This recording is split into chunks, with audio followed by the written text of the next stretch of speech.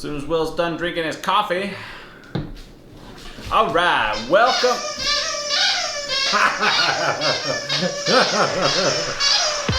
That's gonna need to stop.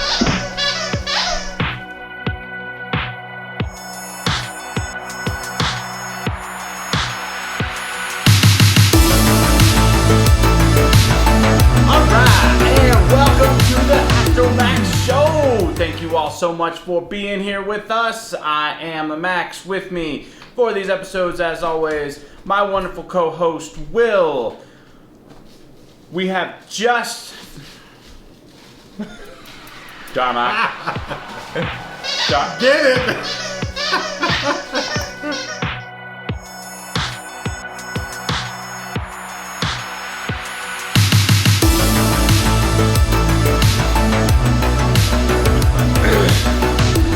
Welcome to the Astromax Show. Thank you all so much for being here today. I'm your host, Max. With me, fellow co-host, Will. Say hello to the internet, Will. What's up, Internet? What's up, internet? You look good today. Not like 50 chicken nuggets. Well, for those of you who are joining us for the first time, welcome. Thank you for being here. For those of you who have tuned in for all of our episodes, thank you as well. Want to cover kind of briefly what we do on this show. So what we are is we are not a review. We are not a critique. We are a discussion of Trek. That's it. That's what we do. We watch episodes of Star Trek. We discuss episodes of Star Trek from the perspective of, I don't know, the superfan, Yeah. the nerd. So for those of you looking for a little context as to what we do here, that is what we do. And today we are going to continue with our watching of Strange New Worlds. Episode 3 is what we just finished watching. Yes, we did. That episode is entitled Ghosts of Illyria. Illyria. Ooh, bad handwriting. Leads to problems. Ghosts of Illyria, episode number 3. You ready to unpack this bad boy? Oh, I'm so ready for this. Alright. We're going to start off, as always, with our opening segment, First Impressions. Will, First Impressions, go. Time's up. Moving on. Yeah, that was quick. I wasn't ready. If I were ready, this is what I would say. First impressions. Okay. This is a solid episode. This is not uncharted territory for Trek, but it was an excellent rehash, in my opinion. Mm-hmm. You know. You're referring to the augments and the genetics. I'm referring to the augments. I'm referring to the sort of idea of this masterpiece society, which is a TNG episode. You know, I'm referring to also these beings that were sort of taken up and killed, but also maintained as like coherent energy and aside an ion storm. Yeah, very cool. Yeah, very cool. Been done before, but done well again here. And yeah, I enjoyed it. My first impressions of this episode, it's 3 episodes in a row now that have been self-contained with just little sprinklings of like future things to come. So I really like that. I loved the pacing of this episode. It was very just good classic Trek where you're like just right out the gate kind of as soon as they got back to the ship and you know it's like, oh, problems with the transporter, you're like, good old fashioned Trek, here we go. Yeah, the nerd in me got real excited for that going on. This episode we really only have one alien to discuss unless you want to count the augments in there, but we're going to get to them in a later segment. So, moving on from first impressions to Alien of the Week. Illyrians. The Illyrians. Yes, very cool. So, you were mentioning while we were watching this episode, a TNG episode. Yeah, so there's really not too much of a parallel because the TNG episode, Masterpiece Society, focuses on humans who had sort of moved, they had gone out into space, you know, kind of outside Starfleet's purview and outside their knowledge, really. Everyone had sort of considered them like lost in space, or no one had heard of them or from them in a long time. But they were humans, right? So these Illyrians bring kind of a different perspective to the genetic modification themes that Star Trek likes to play with. And I love how they decided to do that. I love number one's explanation that, as they were focused on like colonizing new places, they didn't terraform. They didn't, change the environment to suit themselves. They changed themselves to suit the environment. That is such a cool little caveat. I love that. I'm so glad you brought that up, because if you didn't, I was going to. Yes. Because I think it ties in well to what we were discussing last week too, which is this, like with Pike and this idea of like spirituality and these other things, and something to consider that has never been touched on before, to the best of my knowledge, is as humanity is going out and terraforming, they're in a lot of ways they're destroying these preserved planets, and here comes this group of people and they're like, oh well, instead of just destroying the planet that was here, why don't, instead of making the planet adapt to us, we can adapt to the planet. And that's like an interesting thing, because there are natural wonders on some of these planets, on a lot of these planets, that deserve preservation. What are you doing to the ecosystem? Yeah. What are you doing that, like, you're just going in like, it's got a breathable atmosphere, maybe, terraform it. What happens to the indigenous life forms? And it's never really discussed too much that I'm aware of in Star Trek lore, how much terraforming went on in the sort of the early colonization of nearby solar systems. But we can't imagine that there was some, at least. And so this Illyrian approach is really interesting. Yeah. I love it. So this colony has been abandoned, lost, decimated. Well, there's nobody living on it, right, when the away mission gets there. So it's kind of that same idea of like the Illyrians being this almost mythical group of people. Right, well, yeah, I don't think there's, and I may need to rewatch, because there might be more context clues that I just didn't pick up on.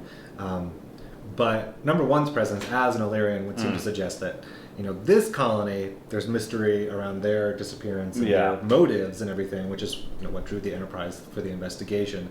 But that perhaps there are other groups of Illyrians that are more accessible and more known. Yeah. Right, because Yeah, or are they just sort of like wandering? It would be interesting. I'm interested. Lost races. Right, I'm yeah. interested for more of a deep dive with them later in the series. That would be cool. Yeah, I think they'll come back to it, Yeah. because they did talk at the end of the episode. When number one goes to turn in her badge, and it's like, I'm an Illyrian, I lied, blah blah. Pike's like, nah, I'll deal with it. I'll deal with Starfleet. But, and I want to bring up too that this is kind of a common theme with Pike, right? This is kind of like, when he comes up against regulations, but his conscience sense, like his feelings, his inner sense, is telling him something like very strongly. He's just like, I don't really care. You know? Yeah, he's like, And I would like to point out in the last episode, and I know it's a total rehash, but last episode when we were talking about Pike interfering to save the inhabitants of Persephone 3, the Prime Directive never once came up. No one brought that up. No. At all. No. It was, and I'm fine with like the discussion ending. Well, wasn't it only the first episode that they came up with the Prime Directive? No. They were like, oh yeah, they got renamed the Prime Directive. It was General Order 1. Yeah. That's what it was. And they're like, they're still getting used to it. all right, but Still, the HR is still processing that memo, and they're rolling it out to the crew little by little. But it's. And I love how we're establishing this as part of Pike's character. Right. Yeah, and it's a fun balance. I always enjoy watching captains in Star Trek as they struggle with, deal with, work their way around, completely ignore his route. There's really not much struggle involved. No, for Pike there isn't. No. For Pike there isn't. He's like, I'm well aware of what the Starfleet regulation says, and we are 100% not going to do that. Right. Other captains, a little bit more of a struggle for him. Yeah. There's more exploration of the questions. Yeah, and I'll be interested to see how, as some of the consequences of Pike's actions start to come back, if they do, because they're out on a deep space mission, so it could be a few seasons before Starfleet even knows that his first officer is an Illyrian. I just want to mention this real quick. Two things. Two observations I had from this. Observation number one, where are my tricorders? Where are they? Why are we going on these away? Like, you got the spiffy leather. Okay, first off, no spacesuits this time. Oh, that's true. You're going down to a planet covered in ion storms. With an ion storm approaching you. And you're like, no, this leather jacket looks dope. Which they did, don't get me wrong. It was, that's fine, they look great. yeah, it was a great costuming. Not a lot of protection there. No. Yeah. And then nobody brought a tricorder. No. They brought the chief science officer, no tricorder. Oh. Let's talk ships. Because this episode, as I was talking in the last episode, I'm like, I want to see engineering. Mm-hmm. We got to see... Wish granted. Wish granted. It was glorious. I like how they had, like, the reactor, and then there was, like, the core. Like, they were two separate things. Yeah, I want, and I'm sure we'll get episodes where Hammer's, like, really in the guts of it, Yeah, you know? yeah. And so we get more of a working understanding of what's going on. But, you know, visually very appealing. Mm-hmm. I like this, I don't know, it's almost like the engine itself is almost like a mosaic in the background. Like Yeah. It's huge, like a sun-like thing. Yeah. It's cool. All right, so the first time you see sick bay, it's like in the first episode, maybe a little bit in the second one. Like, it's not a huge space, right? And then in this episode, they're like, oh, we had to open up the auxiliary, and it's like this huge, like, yeah. It's like a resort. Yeah, I feel like the auxiliary was, I think, you know, when it's not functioning as medbay auxiliary, it's probably like a cafeteria or something. That's what it looked like. It looked like a cafeteria. It looked like a cafeteria. Yeah. It is firmly established in many Star Treks that pattern buffers inside the transporters do erode. Right. So allow me to put on my nerd spectacles here for a minute. Well, actually. This is like, you could store something indefinitely in a pattern. I was like, no, you can't. Right. I've seen too many episodes where they're like, we're up against the clock because their patterns are eroding. So what I actually think is going on here is that there is, because there have been in the TNG episode where they bring back Scotty from the grave. He's been in transporter animation for like 70 plus, you know, hundreds of years actually. Okay. Right? Yeah. And he's perfectly fine. That's a good point. So it kind of shifts. Okay. You know, it's kind of depending on each the crewman involved and their personal understanding of how transporters work. Yeah. And how much you know, sort of character armor you have. Yeah. Yeah. Right. Yeah. I mean, obviously, Scotty. How much plot armor you got? Yeah. I mean, Scotty. It's Scotty. He can't have degraded. No. Got to bring him back. Yeah. But in Voyager, there's a whole arc. I mean, there's an episode where they have to hold this group of telepaths in transporter suspension because they're traveling through a region of space hostile to telepaths, and each time their patterns degrade a little bit more, and they're like, "Oh, we're dying because of this." So it's, you know, it's a junk science. It's junk science, and and each series is fine with reimagining that, and I'm fine with them doing it. So every episode's fine with imagining that. The transporter there's no laws that govern the transporter. It does whatever it needs to do, and whatever the episode is. Yes, including not work. If you need it not to work, it will not work. You know, what to say, like, getting to the planet with the teleporter, easy. Getting off the planet, no, not gonna happen. It's... Yeah. Which, how did they not know that the ion storm was going to interfere with, like, their comms and their transporters? Like, you could have just waited till after the storm and be like, okay, we're good. Go down now. Yeah, well, I think they were afraid that the storm was going to destroy, you know, this records room that they had located. Right, but it didn't. Didn't end up doing that at all. With the scrolls. Yeah, the weird digital scrolls. Yeah. That was an odd really choice. Cool, really cool. Yeah, it's fine. I like what you said about that. Like it kind of gives you like a throwback to like the library at Alexandria. Yeah, like an old scroll you'd open up, but like you just turn it. Like, if these people have never seen an iPad, come on. Yeah, it's like this whole, and like each one's got like maybe a paragraph of information on it, and so it's like no wonder you have this giant library filled with thousands and thousands of scrolls because you're capturing like, you know, a few kilobytes worth of words. It was an odd visual. Like, I enjoyed it, but it didn't make a whole bunch of sense to me. No, it was a great visual though. I would have liked if you would have seen the shot with like the actual writing on the scrolls earlier, because for a lot of that episode, Spock's just like carrying around this big light stick, and he's like, the archives, and I'm like, what? What are you doing with that? I don't know. Like, what are you doing with it? And then you finally see it, and it's like you turn it and you read it, and I'm like, oh, okay. I guess okay. Yeah. I love when Pike was like, you wanna skip ahead to the end of the story maybe before we all die? Yeah. There's just like a page button on it. Thing. Yeah. Like, what did you just pick the first one off the shelf and was like, yeah, this is the one I'm gonna read now? Find the index. Yeah.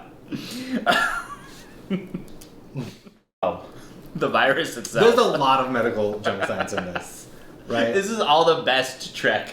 Yeah, the medical junk science, that's a storied Trek history. Yes. There. Yeah. And It wouldn't be the Trek tradition without was it. upheld well in this episode. So this virus transmitted by light. Yeah. I feel like the other, I want to say Voyager, and maybe even TNG. I think Crusher too would have gotten into this and elaborated a bit more. They were just like, no, this is transmitted by light, and they kind of ended. Yeah. Gives you vitamin D deficiency, so you crave light. It makes you a light addict. Yep. But I want more about this virus transmitted by light. Because my physics and my chemistry are very layman level. Well, you're like on the same level of as a Star Trek writer. Apparently, because I was like, "Tell me more," and they were like, "No." WebMD. What makes you crave light? Vitamin D deficiency. Good, we're done. Yeah. Research complete. This virus attaches itself to a photon. What? What?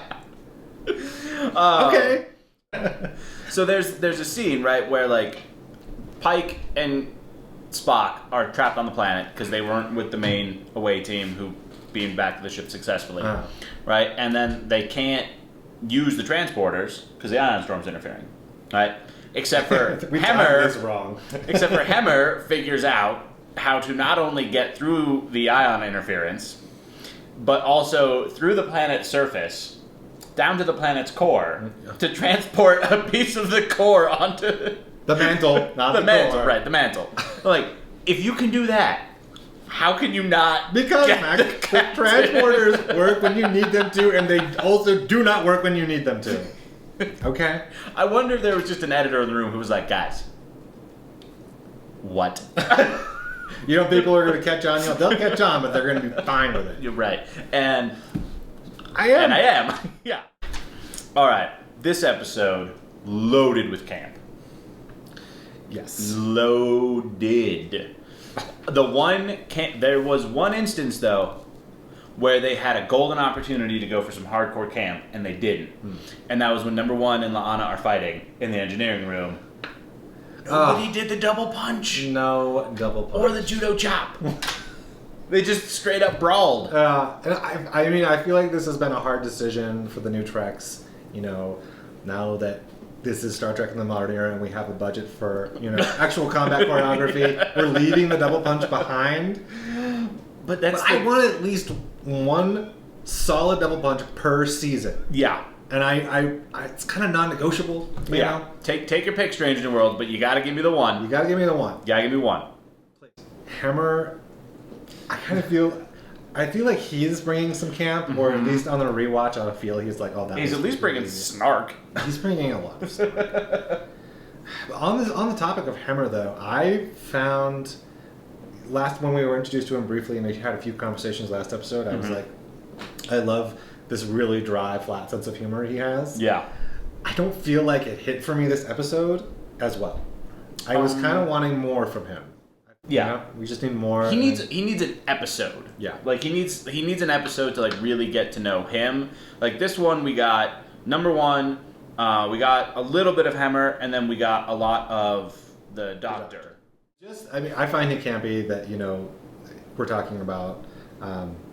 Yes, let's beam down like 5 minutes before this ion storm hits, and then be very surprised when we've missed our window to get the out of there. That's hilarious. That's pretty OG Star Trek camp. Yeah. And the whole scene where Spock and Pike are trapped in the library, and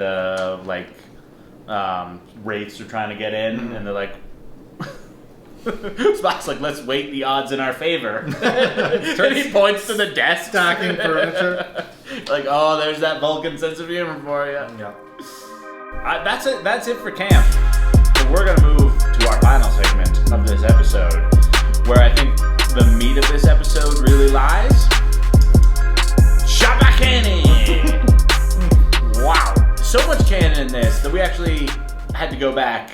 And by the way, thank you Paramount Plus for finally adding the original series to your Star Trek database, so that we could go back and watch Space Seed.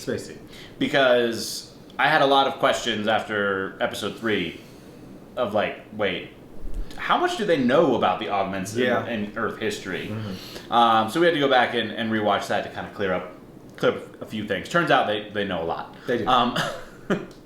So because this episode, heavy conversations on the augments.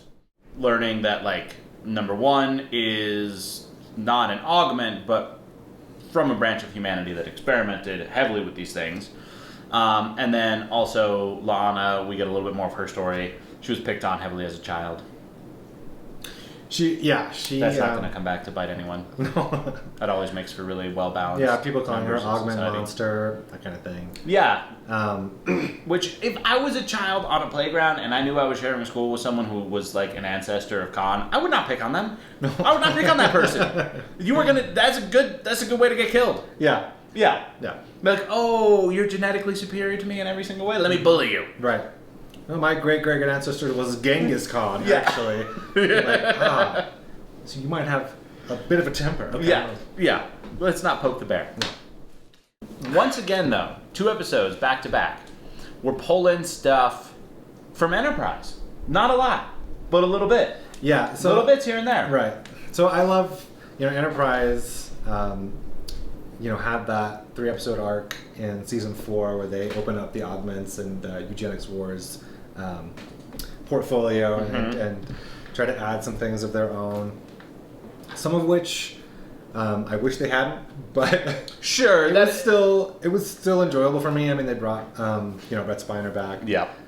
to be Noonien Soong, and I like the idea of La'an being this expert on like her sort of family tree and the augments, the eugenics wars, and it's really whetted my appetite for what's coming up with her and her struggles with her upbringing and her heritage. Yeah, and because she's got to be like a distant ancestor. Because if Khan's from the 1990s, which can we just take a moment and recognize how wrong the original series was on like human progression into space? Yeah, and I think that part of I think that part of canon was maybe hedged a little bit in later the Enterprise series. episodes? In the Enterprise episodes, and also just other Enterprise stories. Yeah. Because they go back to like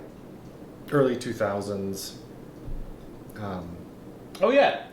They go back to that Detroit. Yeah. That Detroit episode. Yep. That's a great episode. It's a great episode of Star Trek, and that's early 2000s, and it doesn't seem that's like the early 2000s Detroit that we are familiar with, Right? Not the one posited by the original series. Yeah. So I feel like they were like they were a little off. It's fine if we kind of just move the goalposts on that a little bit, and I'm fine with that too. Yeah, I think it's always kind of one of the pitfalls of like sci-fi writing, is at the moment there was no way that Gene Roddenberry or any of the original people working on the original series could have known that in 2022 there was going to be a new Star Trek. Like we'd be building and building. it would be really fun for an episode to go back to when the augments were ruling the planet. That would be an interesting, just like okay. Giorgio needs was- to go back in time. That's Giorgio's series. She discovers Giorgio versus Khan on Earth. Yeah. What? Yeah. Yeah, I'm into it. And actually, that's why he had to flee Earth, because Giorgio showed up and whooped his ass. Yeah. Yeah. Yeah. I'm okay with it. I am okay with this. That's JoJo's spin-off series right there. Hell yeah. Yeah. Yeah. And then in the end, you just throw the whole thing into an alternate timeline. That's fine. It's just I'm okay with it too. transporters out of there. What I was missing in this episode, because I was missing Mustache. I was missing Sam Kirk. Yeah. Right? Where is... You know, they teased it so hard at the end of the pilot. He's on Yeah. the bridge, and you're like, oh my gosh. Yeah. This is the Kirk that has never really had, you know, his chance to Joke's shine. on you, he still doesn't. I know, and I was like, why are you... Come on. And then the second episode, he gets zapped right away and is unconscious for, like, you know, the Yep. bulk of the episode. Yep. And then we have not even a hint of the mustache in this No, episode. not even named. No. And this would have been a great episode for him because you have your chief science officer stranded on a planet. So your backup science officer... They should actually all three have been down there. Yeah. In that room. That's what should have happened. He might have run a tricorder. He didn't in the second Yeah, episode. well, I'm holding Or on he to- might have been able to figure out that egg was going to zap him in face. It's like, just watch out and touch it. Yeah. So I do kind of wonder, did they just add Sam in as sort of like a wink wink nudge nudge to fans to be like, the name Kirk, you know? Yeah, which would Like, are they ever actually Like, gonna... honestly, that would piss me off. Yeah, because I'm like, you know, he should have been in this episode. That's my thing. He should definitely have been in this episode. Yeah. Right? You have big Because- science mystery. Exactly. And Where's your science officer? it's okay. Holding out great hope in episode 4. Number 1 might not be adjusted to the fact that he's on the ship yet. That whole episode, she might be like, there's something I'm missing here.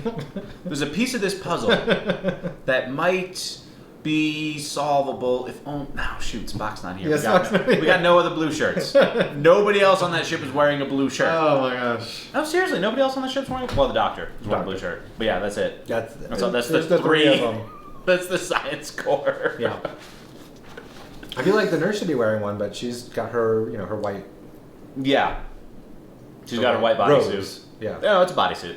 Okay. Yeah. I mean, it's Trek, and It is Trek. It's not, you know, it's not Seven. It's not Deanna bodysuit. No. But it's a bodysuit. It is a bodysuit, but it's not. Yeah, exactly. It's not as form-fitting and as weird. We have grown in our Star Trek. They have moved on from a few things. We just watched Space Seed again. Yeah. And the Whew, some parts of that did not age well. No. I enjoyed that, like, in McCoy's sickbay, if you're, you know, like a really muscle-bound, fit guy, the thing that they're going to give you to convalescent is, like, the deepest V possible to get, like, This is my excellent favorite pec deep action. Yeah. And watch what they give, like, someone who's, like, fat and, like, you know, just drapes, Yeah. you know. Just wrap him in a curtain. Yeah. So, you know, Yeah, for McCoy's this got Star a- Trek tradition here. Yeah, I like that they're like kind of tipping their hat to some of the older costume designs, you know, but they're not bound to them. Right. Yeah, that works well. Oh, you know, Kira Nerys wore a bodysuit too. She should have. Yeah, and hers was pretty skin tight. It was pretty skin tight. Yeah. That left nothing to the imagination. No. No. Okay. Well, we learned a little bit about Will today.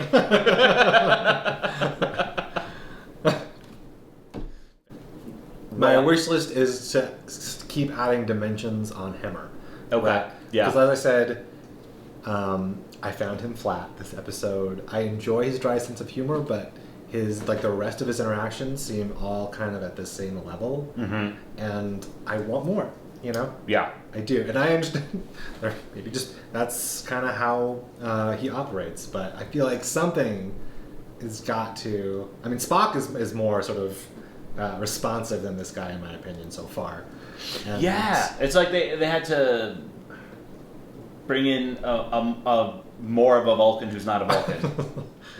I love how he's got his engineering staff to train to, like, he can't even bother speaking to them. He snaps and they'll Yeah. know exactly what's going on. He's just like, I'm not talking like any more than I absolutely need to. So when I do this, you know exactly what I'm talking about. Or I wonder if he's just got them all set up on a telepathic link. He's got a little hive mind going. He's got a little hive mind going on down there. Hey, it could be. You That's know, an interesting twist. Pike runs a loose ship. Jealous. Oh my goodness. Yeah, I think we're still gonna get a couple more episodes that are very similar to like the first three. I think at some point soon they're gonna have to introduce, if they do it, what the overall plot of the series is. I hope they don't. Going to be. I hope they don't. Maybe they don't. But like even in Next Generation, like there was the war with Cardassia was going on. Yeah, well, like conflicts with the Klingons. Like there was stuff happening in the background. Mm-hmm. But you only had to revisit those things for like a little two-parter at the end of every season. Right. You know? Yeah. I hope I don't want them to go into the let's do like the rest of the series and like, you know. Yeah. No, this is so refreshing. So. Yeah. But I would like a little bit more context of like what is happening in the greater Federation. Yes, because like the last anyone has seen the Federation, right? It was getting its butt whooped up and down by the Klingons. Like there was, you know, all that stuff going on with Section 31. So like Control got out of hand. Control got out of hand. So like what is? I would just like an inkling of an idea of what is happening. Yeah. In the greater Federation. I agree, and we you know, that could be accomplished, and they could do that any number of ways. A conversation with an admiral. Yes. Would. There we go. Yeah. Just to put us back in the. Yeah, or like so they get recalled to Earth for a meeting or something. Yeah. I don't know. The other thing I really want to see, right? Because some of my favorite episodes are actually they're not great episodes, but I love them. Crew goes on vacation. Ah, shore leave. Shore leave. It's time for some shore leave. Like I don't know if it's like episode 4 is the place, but like it's coming up. It's gotta be coming up. Give me some shore leave. Have you like that 75% of the way through the season, right? And Yeah. like, you get your shore leave. Yeah. You get your nonsense shore leave episode. And I cannot wait for it. The shenanigans that crews get up to. I want to see Ortegas. Oh, on shore leave? On shore leave. Yes. Just Oh, I can't wait. It's gonna be Oh, great. no, Ortegas Her and and Uhura. Sam Kirk. Oh, that'd be great. Oh, yeah, That'd be that's the great. threesome right there. They Yeah. all go out and Yeah. just mischief. Yeah. Yeah. And then Uhura's got to be like the responsible one. That's what you think. But she's got the dark side. She's actually the wild card of the group there. Yeah. Maybe it's Sam who's got to chaperone That's those got to two hold that around. together. That's going to wrap this episode. As always, thank you for tuning in. Hope you enjoyed it. If you did enjoy it, please give us a like. Give us a subscribe. Ring the bell for notifications. Tell your friends about us. If you didn't like it, you should still do those things. And on that note, I'm Max. I've been Will. And you've been watching the Astromax Show.